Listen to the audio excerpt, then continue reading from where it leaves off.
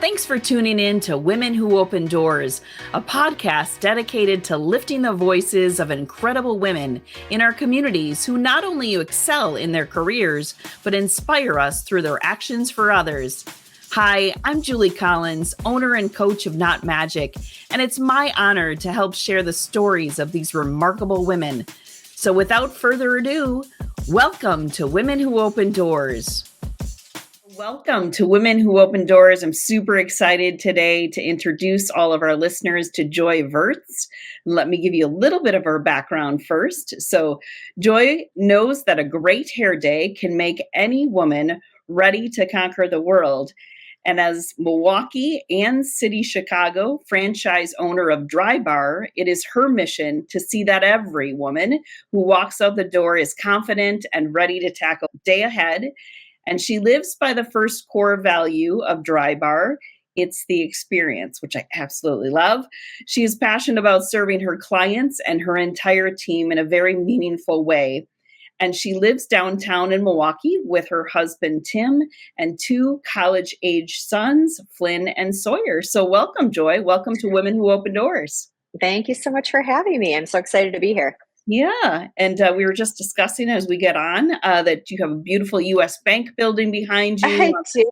I know. Moving downtown has been really, really fun to just be able to be walkable to everything and walk to work. Yeah, that's great. That's great. So thanks again for joining us today. I wanted to start out. So if there's anyone that's living in Iraq and doesn't understand what Drybar is, why don't you kind of start there so we have kind of a context for the organization? Sure. So Drybar, it's actually not a non-alcoholic bar. It is a place where you go and get your hair just washed and blown out. So we're a styling only bar. We don't do cutting or coloring, just everything related to styling. So whether it's a blowout, braids, updos, special event styling, that kind of thing. I would say it's probably most reminiscent of when, maybe the generation or two before us used to go to the beauty parlor every Thursday and get their hair washed and set for the week. This is the modern version of that. Awesome. So tell us how you came into being a franchise owner of Drybar. Yeah, well, actually, my degree is not in anything related to hair.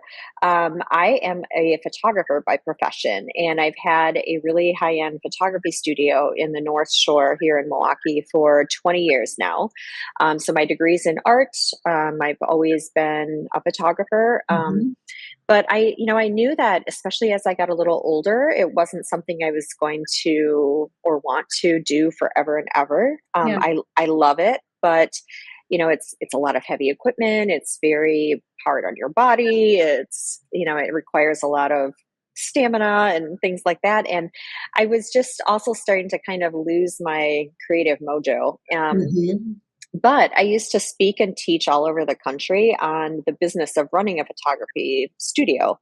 So I used to go and teach photographers all over how to price their work, how to know their value, things like that. And so when, quite a few years ago, when I was talking with my husband about just like where my future is going to be, he was like, well, you love business. Why don't you look at buying a franchise? And, in my head, I didn't really take him very seriously at first because I didn't know that much about franchising, and I thought it was like food concepts, which didn't interest me at all. Yeah. And so I didn't really think too much of it. But he was getting his MBA out in Boston. And so I was visiting him for a weekend, and we decided to take a little trip to New York. And so we were going to go like to dinner and a show. And I was walking by a Drybar. They're everywhere out there. And so I was like, I'm going to go get my hair done. And so I walk in. I didn't have an appointment, but they were able to squish me in. Every chair was full. There was a line of girls out the door. Everyone was like drinking champagne. The stylists were all rocking out. It was so fun. Yeah. And the business mind in me was really looking at all the women, and I'm like counting, I'm doing the math, and seeing all these women that were so excited to be there and having so much fun. And I was like, Milwaukee needs something like this. Yeah. And so I'm sitting in the chair. I literally am scrolling, like trying to learn a little bit more about the company. Because that's just kind of how my entrepreneurial Mhm. brain works, is trying to learn a little bit about things like that. And look at the bottom and I'm like, franchise is available. And I was like, oh, my husband told me to buy a franchise. It was meant to be. It It was was meant to be. right.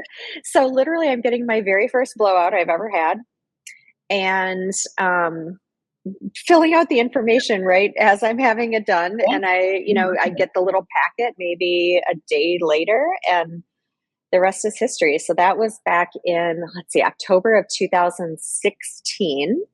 Okay. And then it took about a good like 6 to 9 months to do the due diligence work Mhm. required by Drybar to make sure that we were all a really good fit. One thing I love about the brand is that they're really great about making sure that the people that they bring on are Mm. not only savvy enough like to be strong entrepreneurs, but just a good culture fit and things like Yeah. that too. So it was a quite a lengthy process. And then yeah, I signed my lease and we found a space and we opened in February of 2018, so right around 5 years ago. That's fabulous. I love Yeah. that you were just filling out the form while you're in the Right, chair. it's like, hey, I love this blowout so much, let's just buy a whole shop. That is the serial entrepreneur right there coming out. What did you learn most about that process? You said it was lengthy, right? So you've never bought a franchise before. Like, what did you learn most about that process? So, that the process was really great because it gave me the opportunity to connect with a lot of other franchise owners. Mhm. So that was really educational to me because I could find out, mistakes that they've made, pitfalls that they've made, successes that they've had, things that have worked really great for them. And, in turn, then I was able to make sure that I was really well prepared. So Mhm. it really was, that due diligence process all along while you're getting your financing lined up and you start to kind of think about your business plan, and it was a great time to really set the stage for success and be successful. Like make sure that you have all of your ducks in a row so that when you're ready to sign that franchise fee and send in that check, you Mhm. feel confident that you're going to be able to make it happen. So there's lots of things that if they would have been red flags, you would have had an ouch. So I was appreciative of that. Yeah. Now, I mentioned in your bio, right, you have Chicago. I think when So we were chatting, you said you're opening Whitefish Bay at some point or maybe yes. have opened it. So you've now done this a couple times I over. have, yeah. So I actually bought the three Chicago locations just about a year ago. They were corporately owned shops, Okay. and so I acquired them from corporate. And then we're in the process of building our what will be our fifth shop in Whitefish Bay Okay. currently. So that'll be our second Milwaukee shop. Awesome. That's fantastic. What gave you the courage to keep going in it? Um, it was interesting because I had always planned on growing in Milwaukee.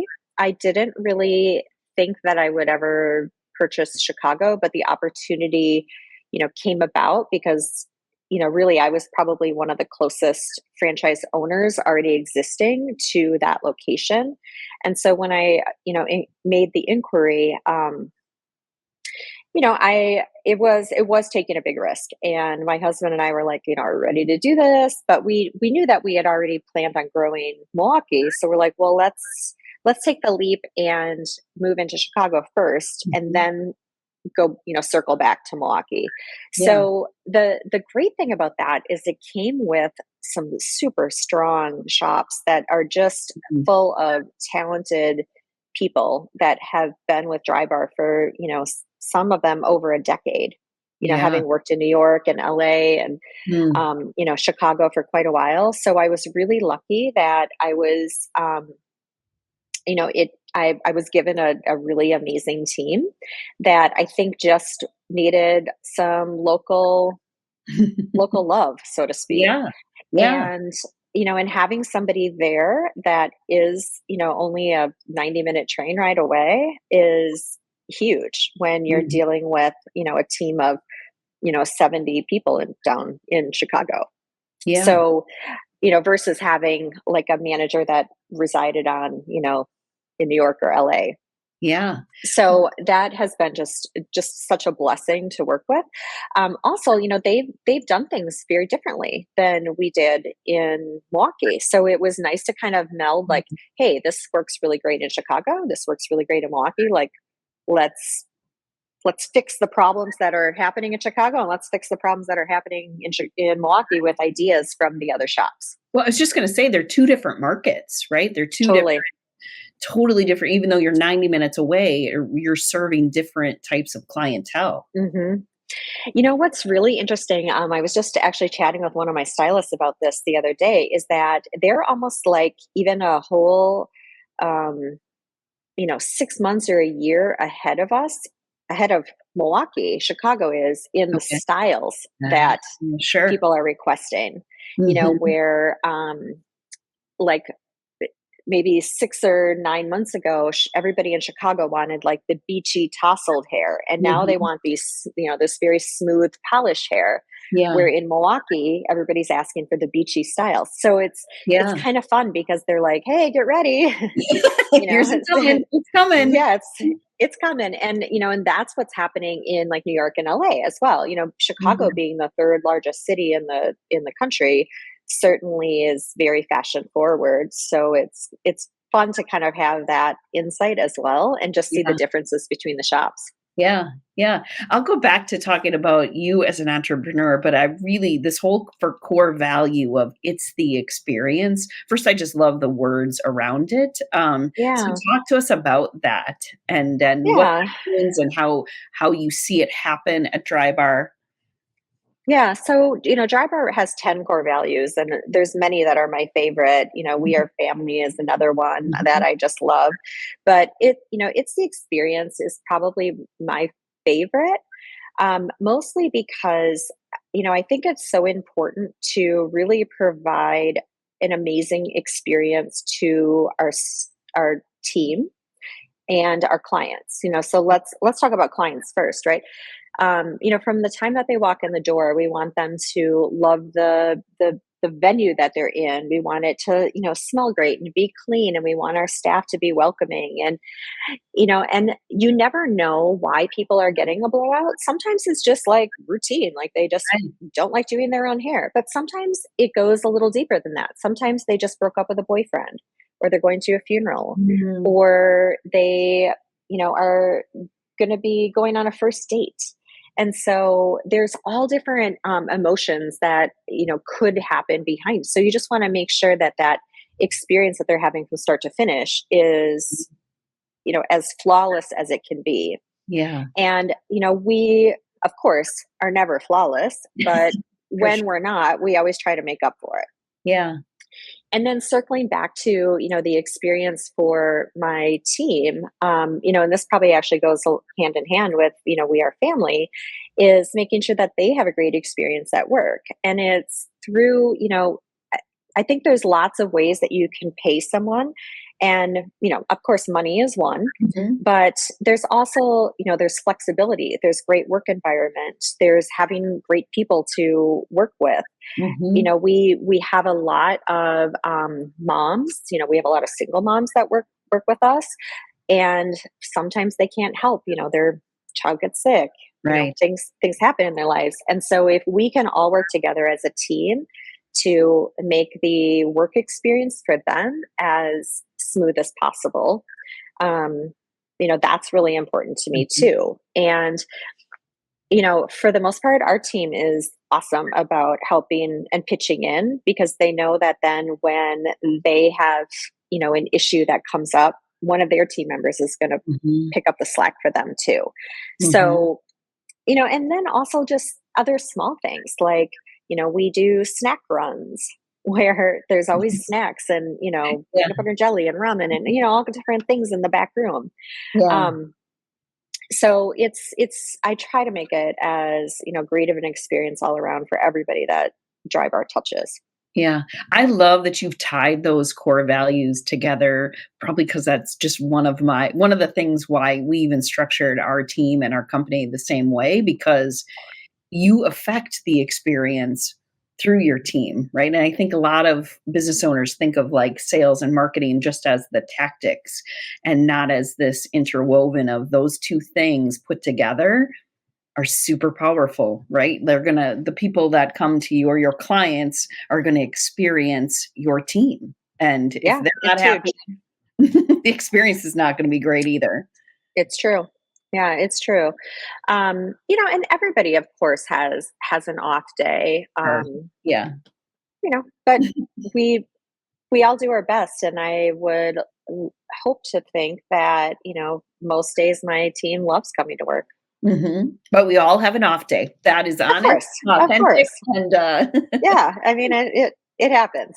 yeah, for sure. So we did a little snooping around, mainly Hannah, not me, because she's really good at the research end of this podcast. But we noticed on your Instagram that you had partnered for this last big event a couple of weeks ago for the Super Bowl and sent some of your stylists out. Yes, how fun is that, Yeah, right? so tell us about that. So Super fun. yeah, so this probably actually goes to the whole "We Are Family" Yeah, thing. So my sister shop in Arizona, completely different franchise owner, just sure. another business owner that I respect greatly. Hmm. A lot of the owners, we all pitch in together because we're a great and super invaluable resource to each other in terms of um,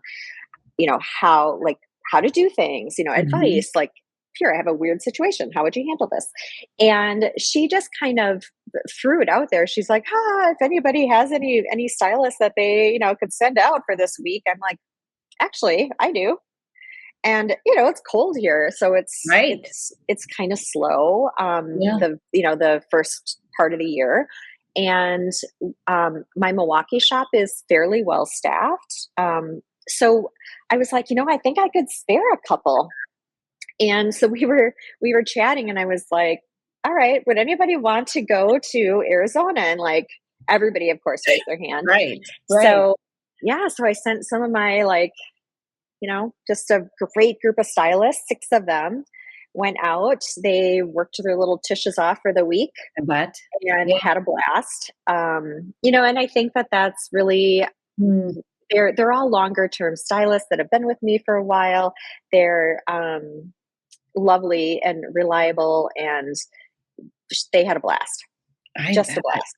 I Yeah. I bet they had some great stories too. I bet they Yeah, had like Martha Stewart was in the shop when they really were in. Yeah. super So, cool. they yeah, they had just a great time all together. So they rented an Airbnb. They, Yeah, worked every day, and then did a little bit of fun at night, and sure. then got back up and did it again. Yeah, what a great experience just to be able to talk about, not even like that's a resume builder, but like it's really about the experience itself, about being able to do that. Totally. That's awesome. That's awesome.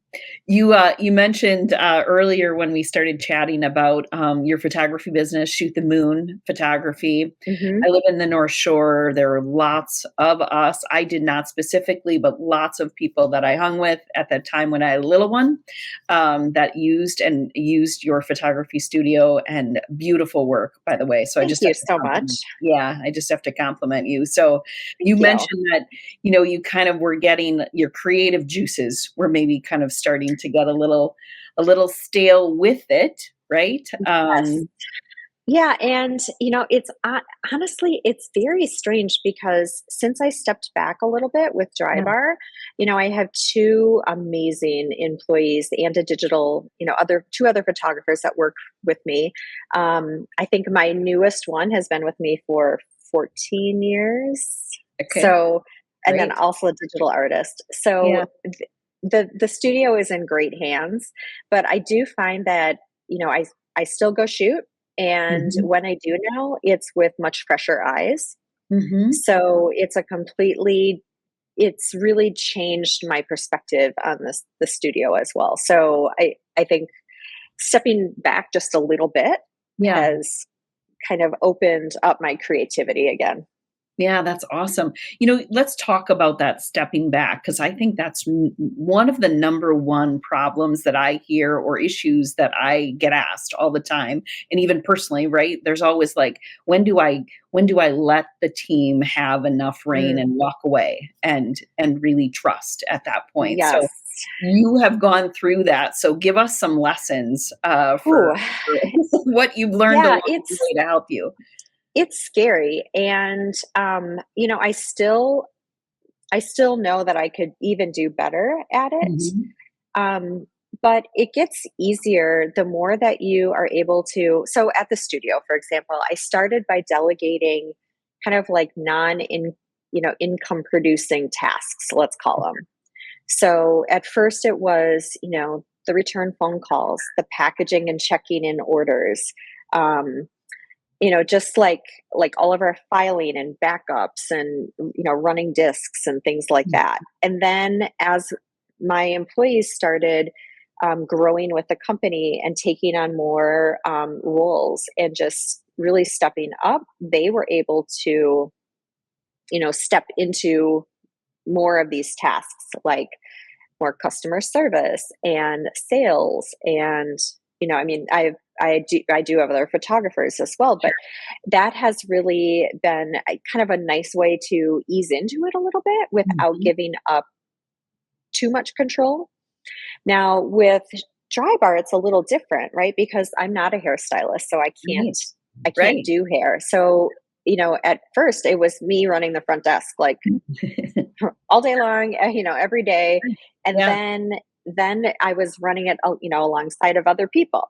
Like Mhm. we did have multiple bartenders, but it was usually me and somebody else. And Yeah. then I was, letting them do a half a day. And then I was then I was only working like the busiest days. And then it just kind of kept tapering back. And Yeah. all along that time, other employees were starting to really step up and show leadership. Yeah. And so then you would give them more leadership tasks, and then they would just keep growing and growing and growing. So it's been really, really Mhm. actually so fun and rewarding to see, my team step into some of those positions as well, because, some of these employees are like fresh out of beauty school, and Sure. maybe from that they were fresh out of high school. Yeah. And so they're really growing their careers with Dry Bar as well, which is incredible. And I also have other, team members with a great deal of experience that Mhm. were natural leaders that came to me. So we have a kind of this great little mix of both, but it's been fun to see. And as people are able to take on more and more roles, then you're able to step back a little bit. Yeah. Yeah. So it's not like switch it off and all of a Right. sudden you're like, here you go, here's the keys. Right. Well, it's really a process that you described, and I think Totally. sometimes we think of it as it's all or nothing, and what you're Hmm. describing is kind of the steps, the baby steps to where there's, so that they feel also comfortable, the team, right? The team has to know that they're in a good spot as well, not just you are expecting certain things, but it's really a process. Right. Yeah, that's Yeah. awesome. That's good. So tell us a little bit more about, this whole spirit. You definitely have the spirit of the serial entrepreneur and moving forward and things of that nature. Where does that all come from, Joy? Um, my husband is also an entrepreneur. He owns an ad agency in the North Shore. And so I think both of us just, challenge and push each other. Yeah. I always have really been ambitious, even in, high school and college. So it's it's really I love the flexibility and the freedom that comes from working for myself. And I'm also not afraid of the long hours. Mhm. And to be honest, like I can handle the stress okay as well. Yeah. Yeah. Because there is a great deal of stress. There's a Mhm. lot of there's a lot of pressure, and there's a lot of expectation and responsibility that falls on you. When you're dealing with being able to provide for 100 employees, Mhm. that's a lot. Right. And so, Luckily, I think that I'm able to, for the most part, we all have our moments. Right. But for the most part, I can deal with that. And so I think that has pushed me to realize that I really love entrepreneurship. And, my youngest son now is studying entrepreneurship. Oh, is he? I Yes. always keep teasing him. I'm like, are you sure? And he's like, yeah, mom. And I'm like, all right, no, Yeah. I'm just teasing you. It's actually amazing. Like Yeah. you'll love it. But Yeah. I love being able to do that and demonstrate, right, to our kids that anything's possible, right? It has to be the right fit, but totally. anything is possible. You shared with us when we chatted with you, some of the kind of the common misperceptions, especially in the finance area of getting into entrepreneurship. And you kind of touched on it a little bit earlier with having you go through financing. Share that side of the house, because I also find that a curious area for us as women, that maybe we don't get enough exposure, or we think that we have to, have every asset available to us and all of that. So walk us through some of that you've gone through in this journey, especially getting into franchisee.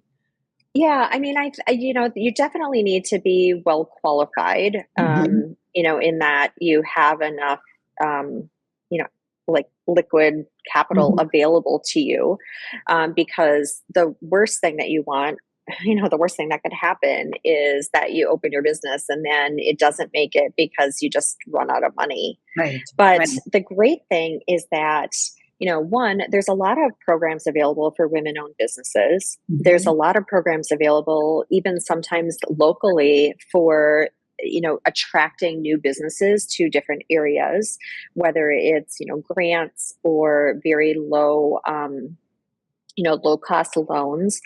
And there's also quite a few lenders that specialize in working with franchises specifically. Mhm. So there is quite a few resources out there. The best thing is pull on other, do your research, but pull on your franchisor to see who they have partnerships with, because that will make a huge difference. And sometimes that could even make or break which franchise you choose to go with, right? Right. If they have great relationships with lenders that, they're already approved with, and as long as you meet X, Y, and Z, they can Mhm. kind of help push that financing through at a reasonable rate. Yeah. That makes it just opens up a lot of doors and makes your risk a lot less. Mhm. You shared, though, too, your mom and dad were not, business owners. So this, No, even for you, I mean, you have your husband as well, and both of you are entrepreneurs, but you didn't grow up in this environment where you owned no. a business. No, both my husband and I actually grew up in Green Bay. We came from very like middle class Mhm. backgrounds. My dad worked at an auto body Mhm. dealership. Tim's dad worked at a factory, like a warehouse. Yeah. So we grew up without a lot of exposure to like entrepreneurship. I would say a lot of it was self learned. I worked so many jobs, 3 jobs in Sure. college, to pay Yeah. for it, because that's just what you have to do, right? Right. And so I think that just having a great work ethic, which did come from my parents, and Mhm. I know it came from my husband Tim's parents as well. Um, you know, makes you like push, right? If Yeah. it's like you do what you have to do. And if you have Mhm. to work 3 jobs to pay your bills, you work 3 jobs to pay your Mhm. bills. Mhm. So, Mhm. But it is possible. I think that's really the theme of what I heard from you, and, I kinda grew up in that same, uh, crowd as well from my sure. family, and the work ethic is it. I think you've hit the Hmm. kind of the nail on the head, and, you know, Totally. taking the courage. So that's just really inspirational. So thanks for that. I looked up at the time. It's already time for us to be over. I would love to continue Ah, the to you for How the is that day. possible? I know, but this was fun, super fun. So why don't you share, on both of the businesses that you have, share for people how they can find you and locate you, and all of that, so they know if they want to reach out to you. Sure. So Shoot the Moon Photography is located in Mequon, and our email or our website is stmphoto.com. And then Drybar, currently we have a location being built in Whitefish Bay, one in the Third Ward, and then we have three in Chicago. One's in Lincoln Park, River North, and at the W Hotel in the city center. The W Hotel one is really cool because you can like literally go to the other bar and have a cocktail after. Awesome. But you can find that online at drybarshops.com.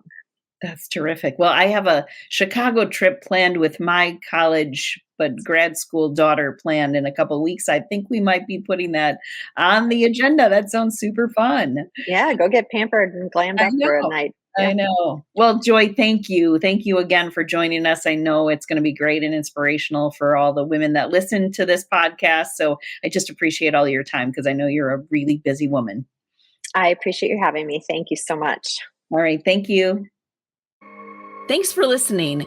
We hope you enjoyed this episode as much as we have. Are there inspirational women leaders in your life?